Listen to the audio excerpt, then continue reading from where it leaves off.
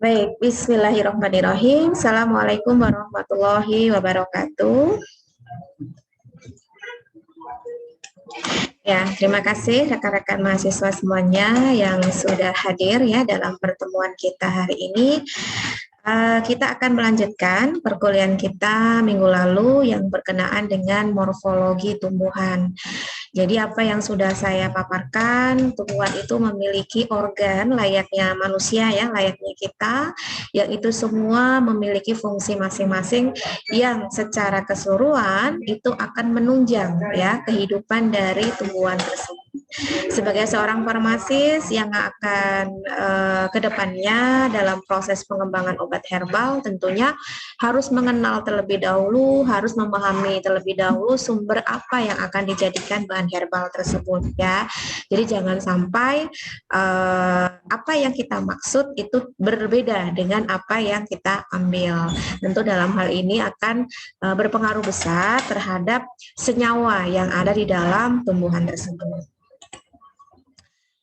Oke, saya buka slide-nya dulu. Kemarin sepertinya saya ada yang kelewatan ya, jadi ini akan saya susulkan yang berkenaan dengan organ batang, karena saya teringat gitu ya, ketika Bu Isna sudah melis simplisia apa saja yang akan kalian bawa untuk praktikum nanti ya, meskipun Bu Isna belum memberitahukan ke kalian ya, karena insya Allah asistensinya di hari Sabtu. Itu ada simplisia yang ternyata belum saya jelaskan di sini gitu. Jadi pada kesempatan kali ini saya selipkan sedikit ya, yaitu di bagian organ batang ya. Kemarin saya sudah menjelaskan terkait bentuk batang, kemudian permukaan batang ya. Kemudian ada arah tumbuh batang. Nah, tentunya semua ini berbeda ya dari satu tumbuhan dengan tumbuhan yang lain. Kemudian, nah ini yang saya kelewat ya, modifikasi batang begitu. Oke, saya susulkan ya di pertemuan ini. Jadi untuk modifikasi batang itu ada beberapa sub ya, sub yang itu membedakan dengan sub yang lain. Jadi yang pertama adalah batang yang berada di atas permukaan tanah ya. Jadi batang itu tetap itu adalah batang tapi dia termodifikasi. Jadi tidak seperti batang pada umumnya yang kita lihat batang itu ya ukurannya panjang, tegak seperti itu ya. Nah, ini ada kondisi tertentu yang memang itu adalah batang tetapi mengalami modifikasi ya. Jadi yang pertama itu adalah batang yang tereduksi menjadi lempengan ya. Mungkin di antara kita saat ini pun itu pasti masih bingung. Sebetulnya kalau kita melihat wortel ya, wortel itu tuh sebetulnya apanya? Tumbuhan wortel sih kan gitu ya pertanyaannya ya. Apakah itu adalah akarnya, apakah itu batangnya, ataukah daunnya? Nah, ini jangan sampai kita keliru mengidentifikasi bagian apa sih yang akan kita gunakan sebagai sumber pangan, apakah daunnya, apakah batangnya, apakah ada akarnya. Jadi kita di sini lihat bahwasanya wortel itu tipe dari batangnya itu sudah mengalami modifikasi ya. Modifikasinya itu dia tereduksi. Jadi jangan berpikir kalau batang wortel itu yang wortelnya itu bukan ya. Jadi batang itu dia tereduksi ya menjadi lempengan dis yang ada di atas permukaan tanah ya. Nah, ini yang bentuknya bulat ya, melingkar dan warnanya masih ada hijau-hijaunya. Nah, itu adalah batang yang tereduksi dan itu adalah batang pada wortel. Kemudian ada lagi modifikasi batang tegak.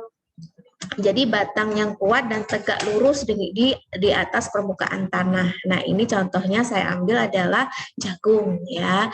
Kemudian ada batang yang merayap gitu. Jadi batang yang merayap ini semuanya ada di atas permukaan tanah ya. Yang itu muncul seadanya nodus ya. Ini seperti stroberi gitu.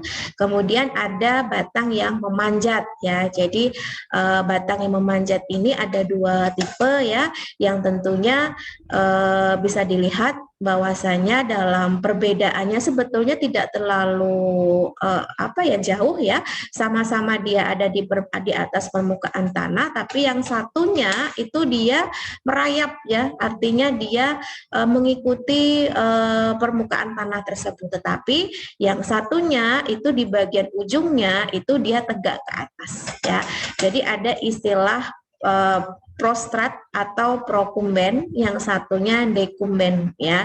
Jadi kalau prostrat ini dia itu secara menyeluruh ada di permukaan tanah ya. Contohnya pada tanaman evolvulus ya, evolvulus. Jadi hampir kayak bunga telang ya, tapi ini bukan bunga telang. Jadi dia warnanya biru seperti itu. Kemudian ada tipe dekumben ya. Dekumben ini dia sama seperti yang pertama, tetapi di bagian ujungnya tuh tegak ke atas ya. Kalau ini tentunya kalian nggak asing ya dengan portulaka. Nah itu, jadi meskipun merayap, memanjat ya, tetapi dia di bagian ujungnya itu dia menuju ke atas atau tegak ke atas. Nah ini kalau modifikasi batang yang berada di atas permukaan tanah. Nah, kemudian ada modifikasi lagi ya, yang sub kedua, modifikasi batang dari sub aerial ya. Jadi sub aerial ini ada beberapa tipe. Yang pertama ada batang pelari ya, runner. Jadi kayak kejar-kejaran gitu ya. Artinya batang itu tumbuh menyebar di permukaan tanah ya. Jadi kalau kalian pernah melihat rumput seperti ini ya, jadi ini bukan gandeng, bukan. Maksudnya ini adalah memang tipe batangnya yang dia itu seperti berkejar-kejaran ya. Kemudian ada stolon ya, stolon ini pada tumbuhan stroberi ya. Jadi saya sambil contoh, ada stroberi liar di sini yang memang batangnya itu bercabang-cabang kecil ya, dan berkumpul dan selalu tumbuh ke segala arah ya. Kemudian ada tipe batang saker ya. Tipe batang saker ini di mana batang utama yang tumbuh secara horizontal di atas tanah dan cabang-cabang tumbuh sama besar. Jadi sama besar ya. Misalkan seperti mint gitu ya. Jadi sebetulnya kalau kita di kampus kita itu kan kayaknya ada tuh ya tempat, Ibu Erna paham nih ya, ada tempat wadah bunga ya yang ditempel di dinding itu bisa dibuat bibit mint. Jadi coba diusulkan ya, karena kan tentunya mint ini kalian yang ikut lomba kan juga diikutkan ya, atau dimasukkan ke situ gitu, karena memang mint ini bagus banget ya untuk kesehatan. Jadi kita nanamnya yang simpel-simpel tapi berbobot gitu ya. Karena kalau yang simpel-simpel kan tentunya tidak makan tempat ya, bisa dalam wadah yang kecil gitu. Kemudian ada tipe offset ya. Tipe offset tuh kayak roset. Jadi batangnya itu dia numpuk-numpuk ya. Ini biasanya ada sih ya yang memang kalau di lahan yang terbuka begitu ya, tetapi memang kebanyakan juga ada di area yang permukaannya basah gitu ya. Misalkan seperti eceng gondok. Nah, itu kan kalau diamati batangnya itu seperti numpuk-numpuk begitu ya. Kalau yang sudah dibahas sebelumnya itu kan yang roset daun ya. Roset daun itu kan dia daunnya yang seperti bertumpuk-tumpuk. Tapi kalau offset pada modifikasi batang ini itu yang batangnya yang bertumpuk-tumpuk. Jadi seolah-olah dalam satu tanaman itu batangnya banyak gitu ya. Kemudian yang ketiga, modifikasi batang di bawah permukaan tanah ya. Jadi ada istilah umbi, ada istilah rizom. Nah ini yang saya teringat tadi begitu ya, karena nanti ada beberapa sampel yang memang harus diambil dari rimpang ya atau rizom. Jangan sampai kita salah lagi dalam mengidentifikasi rizom gitu ya. Ada yang bilang rizom itu adalah akar ya, ada yang bilang rizom itu umbi begitu. Padahal umbi sama rizom itu beda. Kalau umbi atau tuber ya, ini adalah ujung batang yang berada di bawah permukaan tanah tapi membesar gitu ya, batang. Jadi jangan lagi mengatakan setiap misalkan ya ada umbi jalar ya, ada umbi batang. Nah, itu sebetulnya sudah bisa diidentifikasi dari namanya begitu ya. Nah, kalau pada yang saya contohkan ini adalah jenis umbi kentang ya atau Solanum tuberosum. Di sini ada yang namanya sisik daun begitu ya.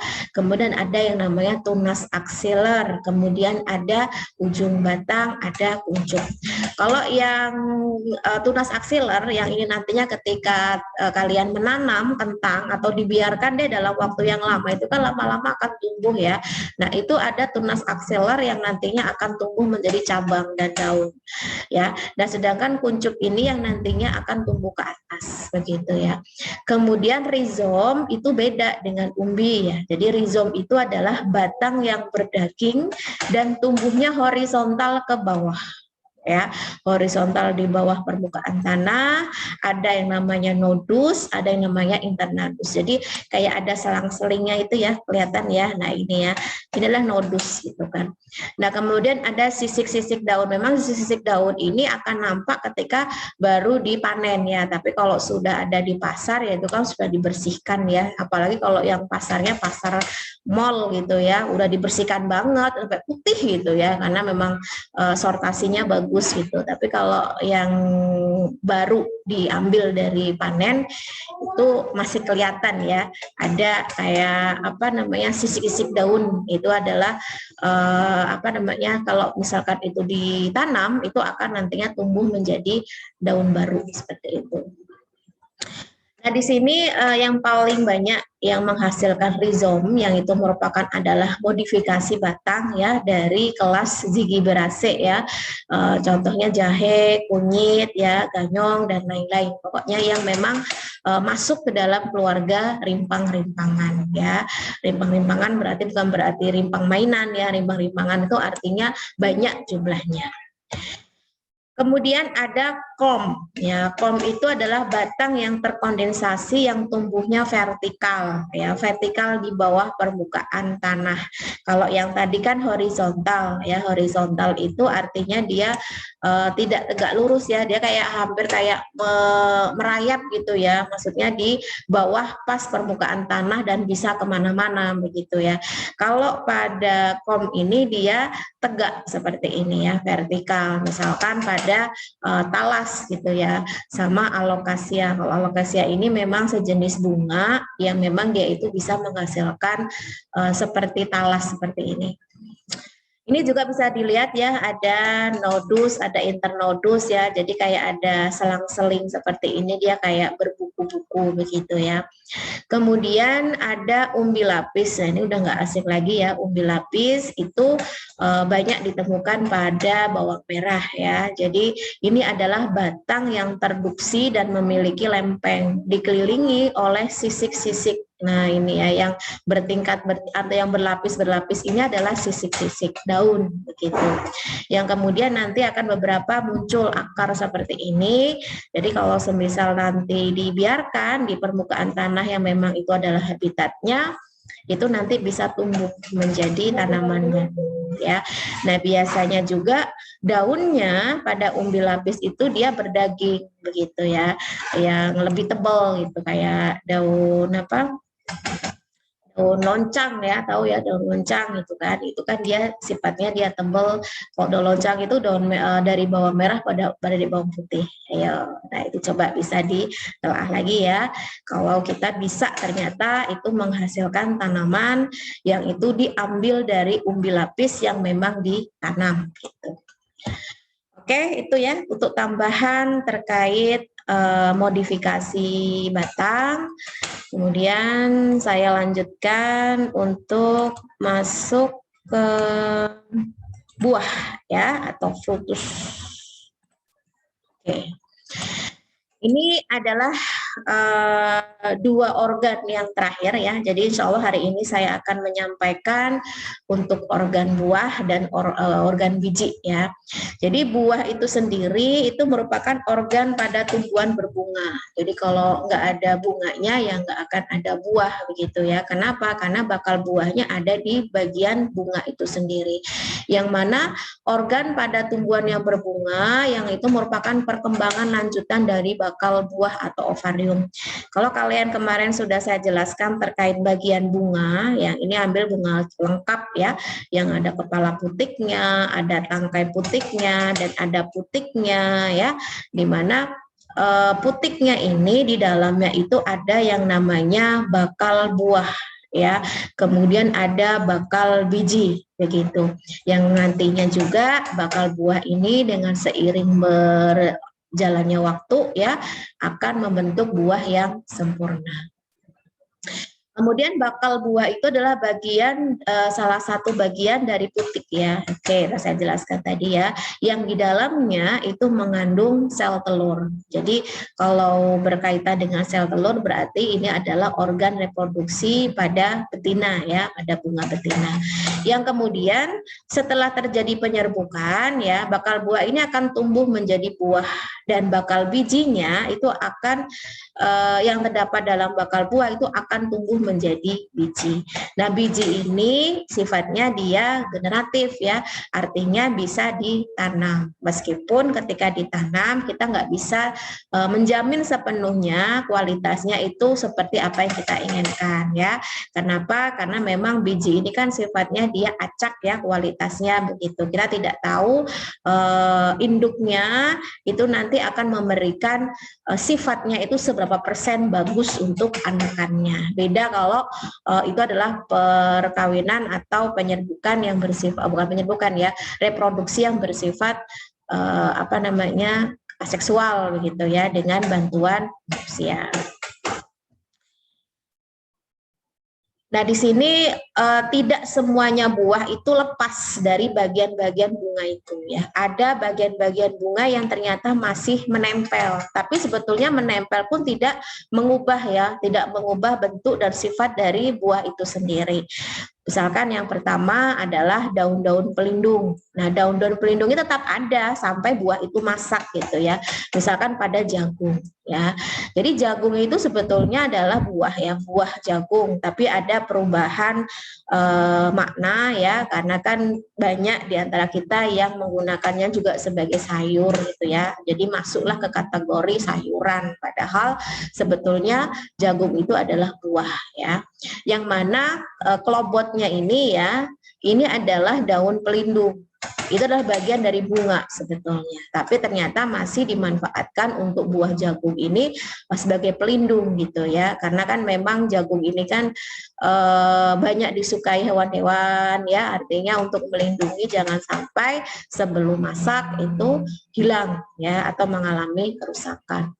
Kemudian ada daun-daun kelopak yang memang masih ada sampai buah itu besar ya, seperti buah terong ya. Jadi terong itu pun buah ya. Jadi itu tadi ada perubahan makna, jadi dijadikan sayuran ya gitu dan jambu. Kemudian ada tangkai kepala putik ya. Nah, tangkai kepala putik ini dia tidak gugur atau tidak mengalami reduksi ya pada jagung yang sudah masak sekalipun. Yang ini biasa kita kenal sebagai rambut jagung. Nah, rambut jagung itu adalah bagian dari tangkai kepala putik. Kemudian ada kepala putik itu sendiri ya yang memang tidak mengalami reduksi, misalkan pada buah manggis. Nah, ini yang bagian ujungnya ini adalah kepala putik. Kepala putik ini juga sekaligus dapat menunjukkan jumlah daun buahnya. Nih daun buahnya ini yang warna hijau-hijau ini, sama sekaligus ruang ya. Berapa sih jumlah buah manggis di dalamnya ini? Tinggal dihitung aja ada berapa kepala putik yang ada, karena itu sebagai penentu sesuai dengan ada yang di dalamnya. Nah, kalau untuk yang jambu ini tadi ya, ini yang jagung, ini yang jambu ya, tangkai kepala putiknya. Nah, kalau yang pada jambu air, contohnya ini masih kelihatan nih yang tumbuh di bagian tengahnya ini adalah bagian dari bunga yang disebut sebagai tangkai kepala putik.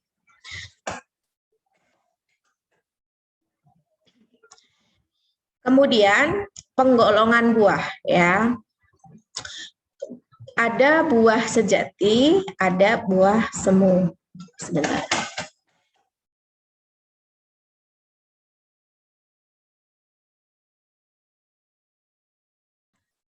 Kalau buah sejati itu adalah buah yang terbentuk dari bakal buah saja ya dan tidak diselubungi oleh bagian lain atau kita kenal sebagai buah telanjang ya, fructus nudus. Ada pengelompokan lagi nih, ada buah sejati tunggal, ada buah sejati ganda, kemudian ada buah sejati majemuk.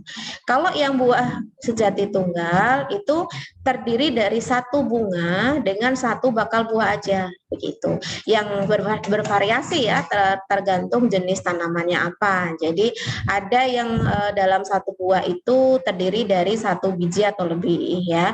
Ada pula yang tersusun satu atau banyak daun buah, banyak ruangan. Contohnya nih, misalkan mangga ya. Jadi mangga ini dalam satu ruang ini hanya ada satu biji saja gitu. Sedangkan pepaya kita lihat ya, bijinya kan banyak ya dalam satu ruang dengan biji yang banyak gitu.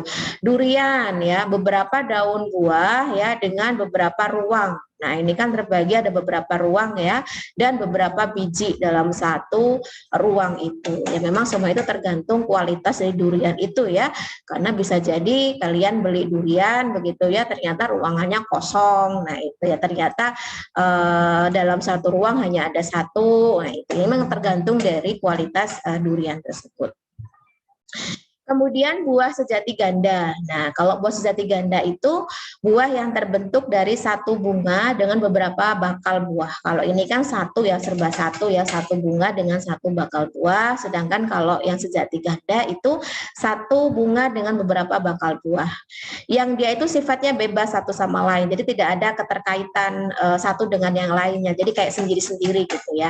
Jadi meskipun begitu, itu masih dalam satu buah ya. Contohnya seperti serikaya ya atau sirsak. Nah, itu ya. Jadi dalam satu buah ini ada bakal buah yang banyak begitu ya. Bisa dilihat nih dari biji-bijinya, ini kan bisa dilihat bahkan dalam proses pengambilannya pun sudah mudah gitu ya, karena ada ruang masing-masing dari bakal buah tersebut.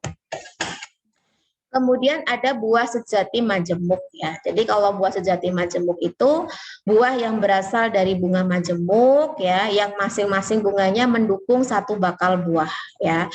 Tapi setelah menjadi buah tetap berkumpul sehingga seluruhnya itu tampak seperti satu buah saja. Contohnya nanas dan pandan ya. Jadi bisa dilihat di sini dia itu kelihatannya itu kan banyak banget nih ya bagian-bagiannya, tapi ternyata bakalnya itu satu gitu ya. Jadi bisa dilihat ada kayak semacam pembagian-pembagian begitu. Tapi beda dengan yang ini tadi, yang buah sejati ganda gitu, yang memang bakal buahnya itu banyak. Nah, kemudian untuk buah sejati tunggal tadi ya, itu masih dibedakan lagi ya. Ada buah kering, ada buah berdaging ya. Kalau yang buah kering itu bagian luarnya keras dan mengayu seperti kulit kering. Contohnya seperti padi ya. Jadi padi itu buah ya sebetulnya ya. Kemudian ada kacang tanah. Nah, itu. Nah, kalau yang buah berdaging itu dinding buahnya itu tebal ya. Ada bagian-bagian penyusunnya, ada kulit luar ya, eksokap, ada kulit tengah, mesokap ya, ada kulit dalam, endokap ya. Kalau yang paling luar ya, eksokap, ini lapisannya lebih tipis begitu ya. Ambil contoh misalkan mangga gitu ya, kulitnya kan lebih tipis, kemudian kaku ya seperti kulit dan permukaannya itu licin.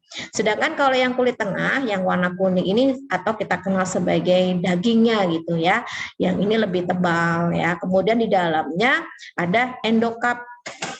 Endokap ini adalah perbatasan dengan ruang yang mengandung biji gitu ya. Jadi sebelum kita menjumpai biji itu ada lapisan endokap ini ya. Kalau pada mangga mungkin tidak terlalu nampak karena ada serabut-serabutnya ini yang melindungi. Tapi yang kalau mau nampak banget itu pada kelapa. Ya, kadang masih bingung kelapa itu bagian-bagiannya bagaimana sih begitu ya, karena ada bagian sabutnya ya. Nah, ini kemudian bisa dilihat ya bahwasanya ini ada epikap ya, ada mesokap. Nah, kalau mesokapnya mangga itu kan dagingnya ini ya yang dimakan begitu. Tapi kalau kelapa kamu makan dagingnya ya makan sabutnya ini karena ini adalah mesokap, mesokap dari kelapa. Jadi tidak semuanya buah itu mesokapnya adalah daging gitu. Dilihat dulu mesokap apa begitu. Kalau mesokapnya kelapa ya jangan mau, itu adalah sabut kelapa ya. Ada endokap ya. Endokap ini apa? Yang apa ya? Batok ya, batok kelapanya itu. Nah, itu ya. Nah, ternyata yang kita makan itu kelapanya ini adalah bagian lembaga putih ya atau albumennya yang ini nantinya akan tumbuh bakal buahnya itu. Jadi dilihat dulu karakteristik dari buah tersebut bagian apa yang bisa dimanfaatkan. Tapi sebetulnya kalau manfaatnya bukan hanya untuk pangan ya bisa aja kayak sabut kelapa ini kan sudah banyak dimanfaatkan untuk kerajinan ya atau yang lain-lainnya. Jadi tidak harus dimanfaatkan sebagai pangan saja. Oke, nah artinya ada beberapa bagian lagi ya dari buah sejati tunggal kering ini. Namun karena kalau semuanya saya sampaikan dalam waktu-waktu yang singkat itu apa ya, waktunya tentu tidak cukup begitu ya, karena kemarin-kemarin saya belum memberikan tugas yang sifatnya kelompok, jadi silahkan dalam kelas apa ya, secara umumnya ya, secara umum aja lah, nggak kelas A, nggak kelas C, pokoknya umum aja, mau kelas khusus AB dan mau kelas reguler, silahkan bentuk ya, bentuk kelompok. Saya pengen dalam satu kelompok itu isinya antara 5 dan 6 saja. Ya, silahkan mau milih sendiri silahkan, mau dipilihkan oleh si pennya silahkan. Pokoknya saya pengen satu kelompok itu antara 5 sampai 6. Coba ditotal dulu kira-kira itu terbentuk berapa kelompok ya. Kelompoknya ngapain? Pelengkapi saja kok dari apa-apa yang masih kosong di slide ini. Nanti silakan tabel-tabelnya ini kalian salin di Word ya, kemudian diurutkan sesuai dengan judul-judulnya.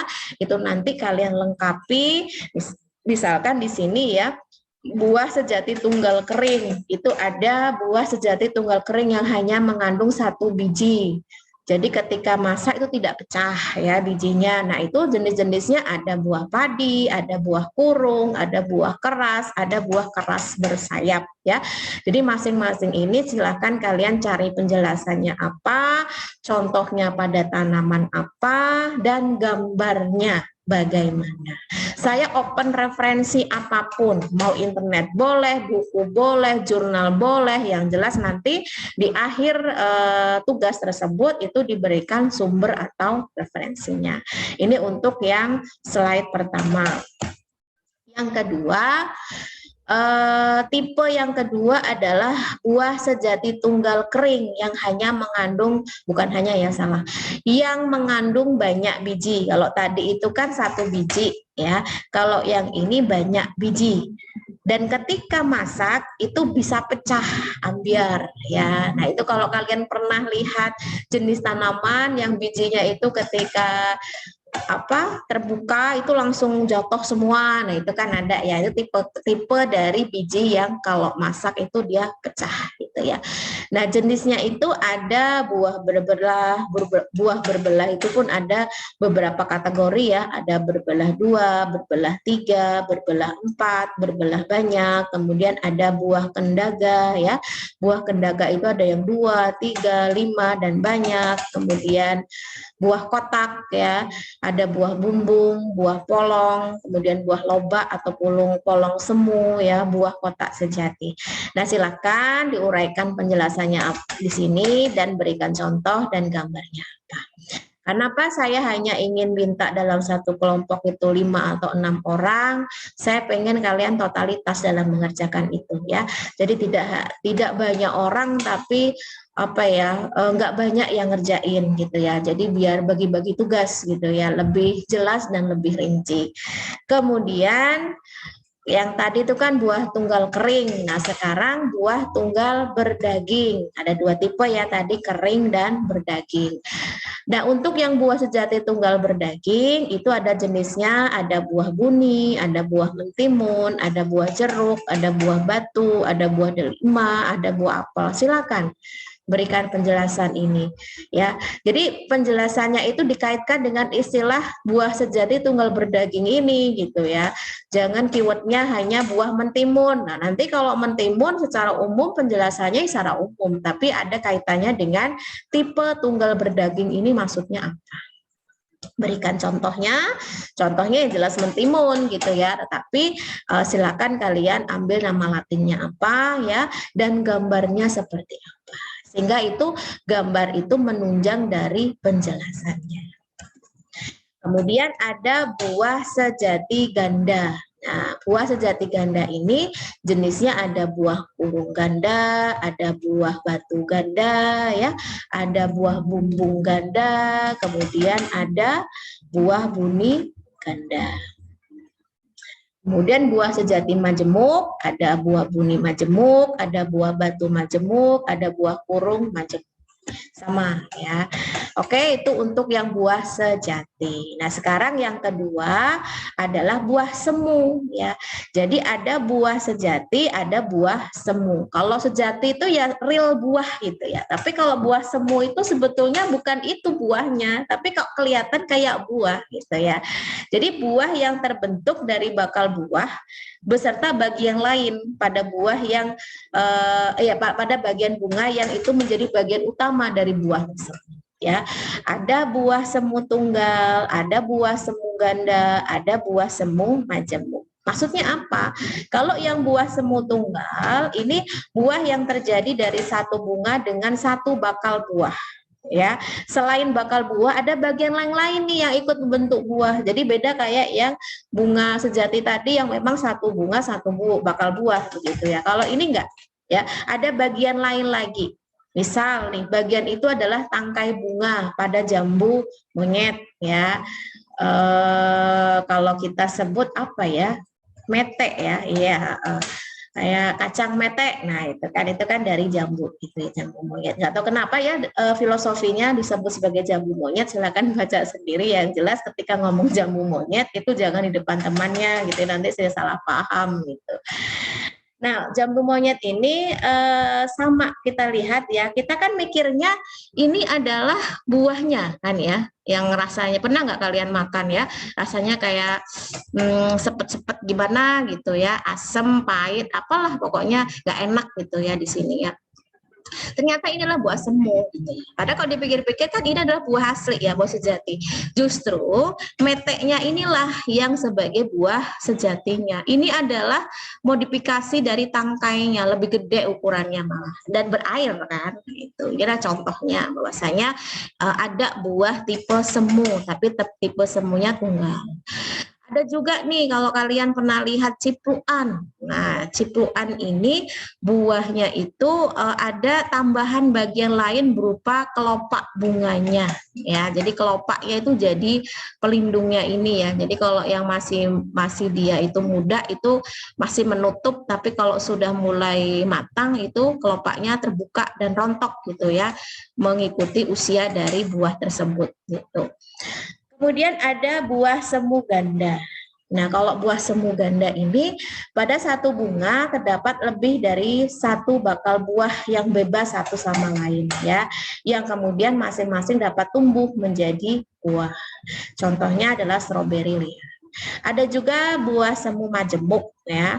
Ada ganda, ada majemuk. Kalau majemuk ini adalah buah semu yang terjadi dari bunga majemuk, tapi seluruhnya itu yang nampak dari luar itu seperti satu buah saja, padahal pretelannya banyak di dalam.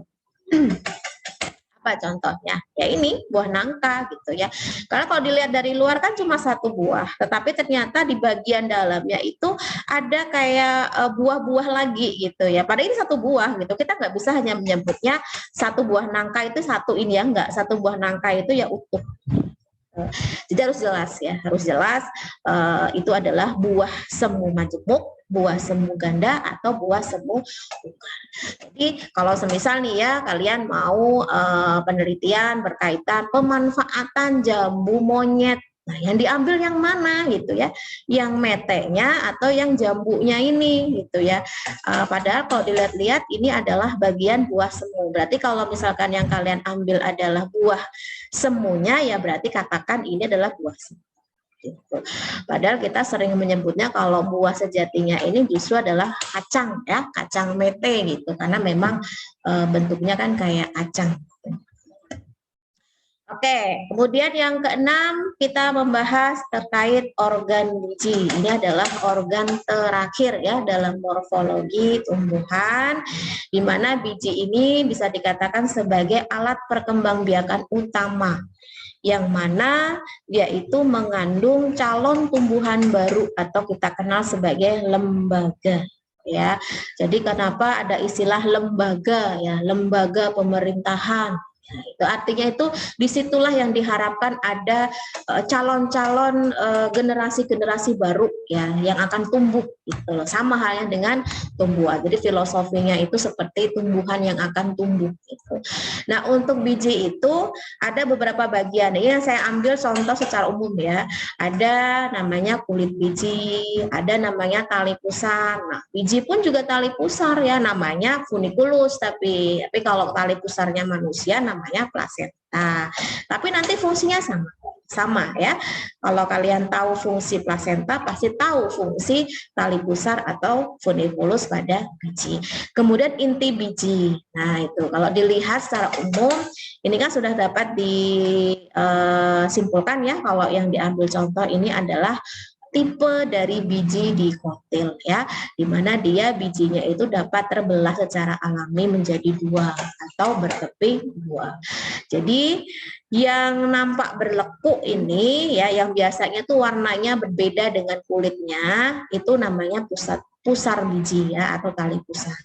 Kemudian ini adalah inti bijinya yang di dalamnya, dan yang paling luarnya ini adalah kulitnya. Gitu. Jadi kalau kalian punya biji dibuka lagi ya kayak gini.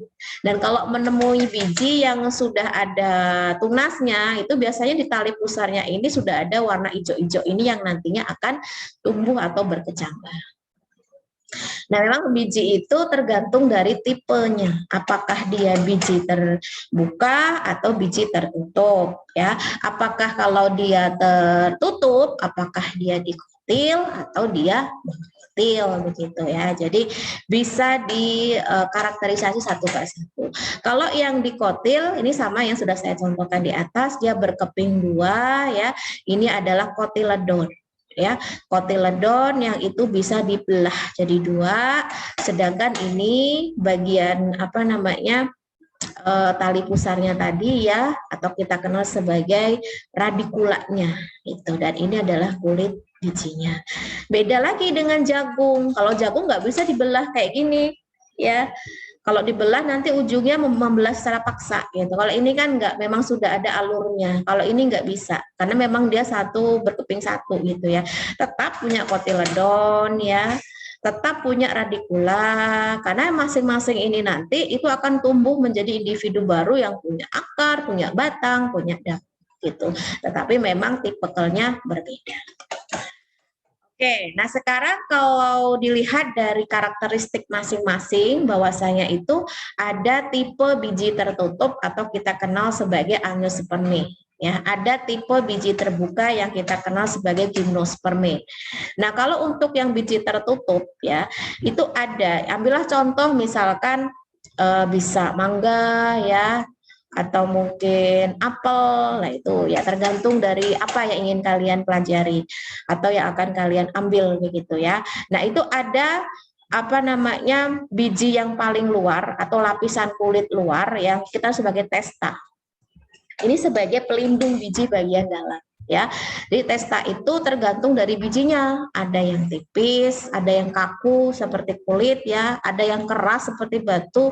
Jadi memang kalau untuk mengkarakterisasi biji harus dilihat dulu bagian-bagiannya gitu. Nanti kan kalian praktikum ada identifikasi untuk biji ya. Pasti kalian akan ditanya ini tipe biji apa? Ya, jadi apakah biji tipe angiosperme atau gimnosperme? Kalau angiosperme, apakah ini dikotil, apakah ini monokotil? gitu. Kalau sampelnya adalah jagung, yaitu adalah monokotil misalkan. Kalau itu adalah yang diambil adalah mangga misalkan, yaitu berarti dikotil. Berarti kalian harus menguasai itu dulu. Kemudian biji yang terbuka ya. Biji yang terbuka atau kita kenal sebagai gimnosperme ya. Ini lebih kompleks sebetulnya. Ada bagian kulit luar ya. Nah, kulit luar itu kalau pada angiosperme itu testa ini dia lebih tipis ya, kaku. Nah, sedangkan kalau biji terbuka tuh enggak. Jadi dia kayak tebal berdaging gitu ya. Kemudian di kulit justru di kulit tengahnya inilah yang dia tuh tampak keras ya, kuat bahkan berkayu. Kemudian pada kulit dalam ya atau endostesta ini tipis gitu ya. Jadi jelas banget perbedaannya dengan biji yang tertutup. Contohnya pada tanaman melinjo gitu ya.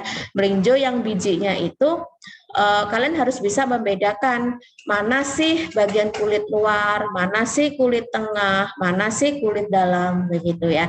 Nah, sedangkan yang berwarna apa namanya merah ya, yang berwarna coklat. Nah, ini apa gitu ya. Nah, di sini kita bisa lihat bahwasanya untuk kulit yang paling luar itu kan kalau muda dia berwarna hijau.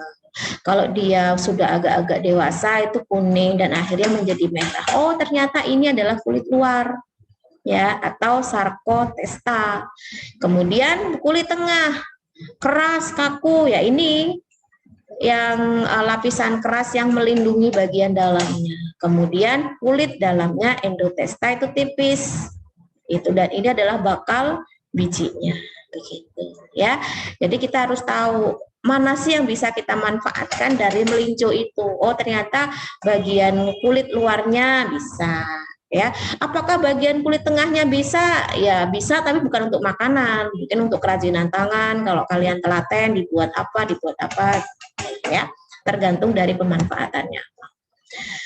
Nah, ada beberapa modifikasi selayaknya batang tadi ya, misalkan dari kulit biji ya. Kulit biji itu berarti yang paling luar. Ada biji yang kulit bijinya itu ada sayapnya. Ini bukan berarti tanpa maksud ya.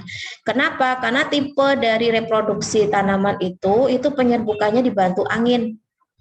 Jadi dia hanya bisa mengandalkan dari bantuan angin. Nah, kalau bijinya itu berat, kemudian tidak mudah terbang, ya nanti dia akan sulit gitu ya, terjadi proses penyerbukan. Nah, contohnya adalah pada biji kelor. Biji kelor itu di bagian luarnya ini ada kayak sayap-sayapnya yang tipis ini. Nah, ini kalau misalkan ada angin itu dia akan mudah bertebaran. Ada juga bagian yang mengalami modifikasi bulu atau koma ya. Terjadi penonjolan sel-sel kulit luar biji yang berupa rambut-rambut halus. Ini sama ya, juga untuk memudahkan untuk tertiup angin. Misalkan pada biji kapas gitu ya. Kemudian ada salut biji. Nah, salut biji ini kalian lihat ya, pada bagian luarnya ini itu ada lapisan yang berwarna coklat ya, yang ini berasal dari pertumbuhan tali pusat. Ya, ini contohnya pada kulit durian. Kemudian ada salut biji semu. Ya, ini hampir sama sih kayak salut biji, tetapi dia tidak berasal dari tali pusat ya, melainkan itu dari liang bakal biji ya. Contohnya pada buah pala gitu. Ya, ada lagi pusar biji. Nah, pusar biji ini yang ada di lekukan ya, lekukan di kulit biji ini yang merupakan bekas pelekatan dengan tali pusat yang biasanya itu kelihatan kasar dan warnanya beda dari bagian yang lain. Ini kita kenal sebagai pusar biji. Ada lagi liang biji ya. Liang biji itu seperti bekas jalan masuknya serbuk sari ya, berwarna keputihan dan lunak. Contohnya pada biji jarak. Kemudian ada bekas-bekas pembuluh angkut ya, tempat pertemuan antara selubung atau integumen pada nucellus, jaringan di tengah-tengah bakal biji yang berisi kantong embrio. Contohnya ada anggur ya. Jadi kalau di zoom lagi atau diperbesar lagi, ini kayak ada berkas pengangkut di bagian tengahnya ya. Mungkin bagi kita yang pernah memakan atau sering memakan anggur itu tidak terlalu memperhatikan bentuk biji dari anggur itu kayak apa gitu ya. Ada yang main telan aja ya kan, ada yang dibuang gitu, nggak dilihat dulu. Padahal kalau kalian cari referensi ternyata bukan kulit ya, biji dari anggur itu bisa dimanfaatkan. Ya, dari limbah-limbah yang itu mungkin tidak lagi dimanfaatkan ternyata masih bisa kita manfaatkan menjadi sesuatu yang berharga. Yang kedua adalah tali pusar atau funiculus ya. Jadi tali pusar atau funiculus itu yang tadi saya sudah jelaskan ya, ini adalah bagian yang menghubungkan biji dengan bakal buah ya, atau bisa dikatakan adalah tangkainya biji kayak gitu. Nah, jika biji masak, biasanya biji terlepas dari tali pusarnya dan pada biji hanya tampak bekasnya. Ya ini ya. Jadi ini adalah tali pusarnya biji. Jadi warnanya beda, pas ada di bagian lekukan begitu. Jadi kalau semisal nanti ini ditanam, ini nantinya yang akan keluar tunas. Yang ketiga adalah inti biji ya, atau nukleus seminis. Jadi nukleus seminis ini adalah semua bagian biji yang terdapat di dalam kulitnya, atau kita kenal sebagai isi biji itu apa gitu ya. Jadi jangan dipikir ketika kalian makan buah, biji itu yang paling mentok. Udah nggak ada lagi di dalamnya. Justru di dalam biji itulah bakal kehidupan itu ada. Daging buah dimakan habis. Ya, kalian kalau mau menanam mangga, menanam dagingnya, ya sampai kapanpun nggak akan tumbuh tunas baru. Gitu. Tapi kalau yang kalian manfaatkan adalah bijinya itulah yang nantinya bisa tumbuh menjadi tunas. Jadi jangan mengecilkan istilah biji yang nggak penting terus dibuang. Apa yang akan terjadi kalau nggak ada biji? Ya, kalian nggak akan bisa yang namanya makan daging. Begitu. Akan sekarang udah ada Bu metode pencangkokan, metode stek segala macam, ya. Betul. Tapi dalam hal itu nanti istilah plasma nutfah atau keasliannya dari karakterisasi tumbuh itu akan hilang. Itu akan bertahan sampai kapan sih? Ya.